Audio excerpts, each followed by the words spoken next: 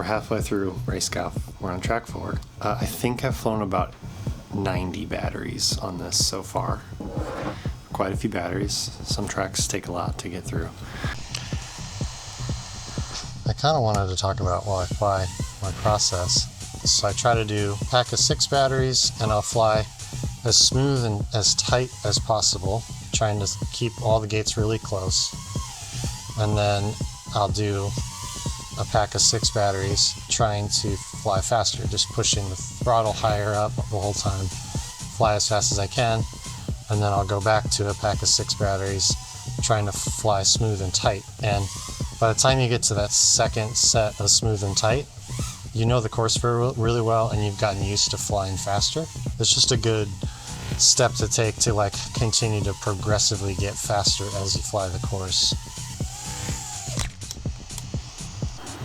This is a fun little thing I've 3D printed where it just holds 6 batteries, charge side and a discharge side. So as you use them, you take one out and then you flip it around. So now I know this one I used, and I can pull the next one out.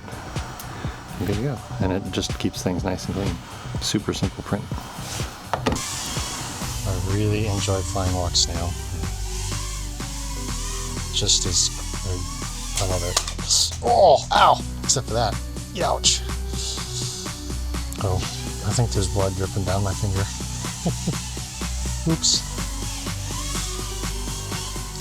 You're not flying if you're not bleeding. I'm pretty sure there's a company that is based on that, right? Who's a good doggy? Who's a good doggy? I've done enough laps. Let's just make a little bit here.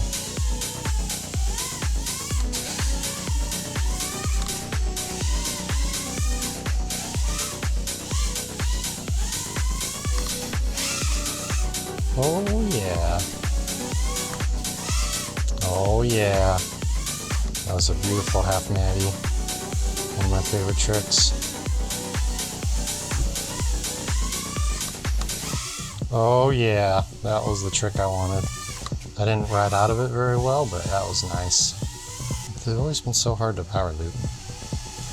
Is it because of the triangle-ish shape?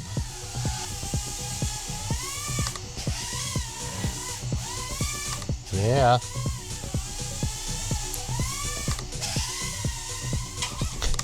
I've wondered why my DJI goggles that have obviously higher latency than analog have been so good for me for analog setup, where they're around 33 milliseconds. Most analogs are like 18 to 22 milliseconds of latency. So it's a good 10-15 milliseconds more latency with the DJI and an AV input analog setup. And they've been so great, and I've been able to do racing and freestyle like no problem. I've never really noticed latency. But I feel like I kind of hit a threshold this season with latency, so I started to experiment, and I grabbed a set of HDzero box goggles. There were issues, I have to return them, but there was enough that I could test those, and those have supposedly 15 milliseconds less latency. And I couldn't see well in them. They're not the greatest analog experience while you're flying. It's not very clear. And what that revealed to me is that even though they have less latency, I can't see as clearly, and so I'm not detecting gates as soon. So with the DJI goggle setup, I can see a gate, what I was estimating, at least a half a gate sooner. I can see the barriers in the frame of the gate or the turn. So I'm like planning my lines out, and I'm flying like in anticipation of the next gate, versus with the lower latency one, I just can't see. So it feels like things are sneaking up on me and like slapping me in the face, and I didn't see them coming. And so there's like this balance of the clarity is more clarity, and being able to see things from further away is more of a benefit than lower latency in goggles. Up to a certain point, there's a threshold there, and I think I hit that threshold this season with racing, so that's why I've been experimenting with lower latency goggles. But after flying like close to 100 batteries in analog, I jumped to these walk snail goggles because I had a few batteries left over. And these walk snail, it says 23 milliseconds of latency. It's probably way more than that. So it's actually probably pretty close to the DJI, but it feels so much better than the DJI when it comes to latency. I feel very connected to the drone. I can see everything so clear. And so I feel like I get that advantage back that lower latency supposedly takes away. So I feel like I can fly so much better with walk snail than even the analog stuff.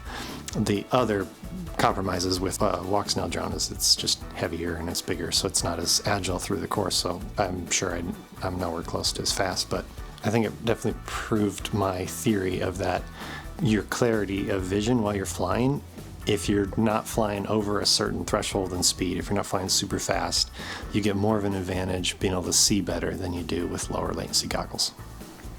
Yeah.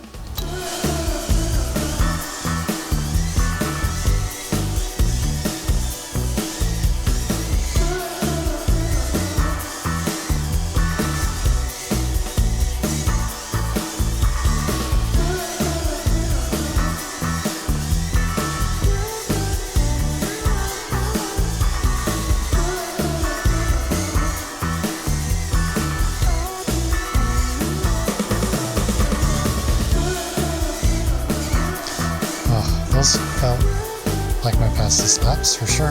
Smooth and fast. I've had the Nanohawk is busted again, so the canopy's completely broke, the VTX burned out, and the camera broke. So I pulled an old VTX from an 85, an old Beta FPV 85mm. And CEO2 camera from Beta FPV. Gotta keep it flying. I'm really gonna be surprised if I can keep it flying for the rest of the season.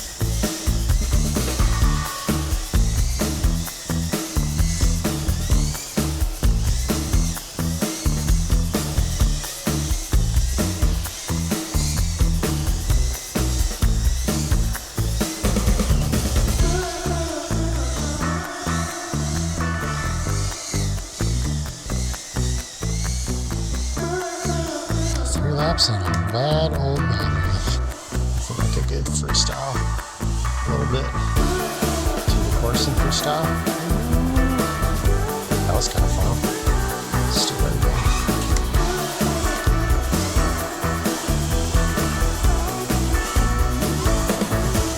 Jump up. Little swirly girly. Oh, that's not the actual path, but that was my phone. But that was more fun. Yeah, can't let a power loop defeat me. That's right.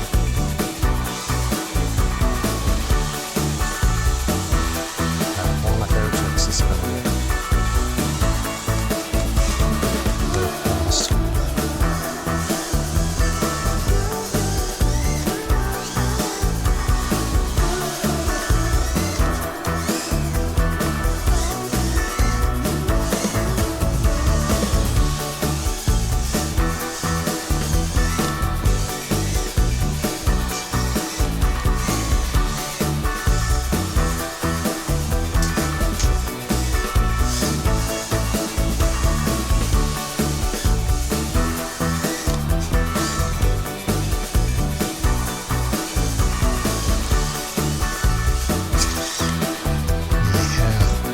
Aaron got stuck in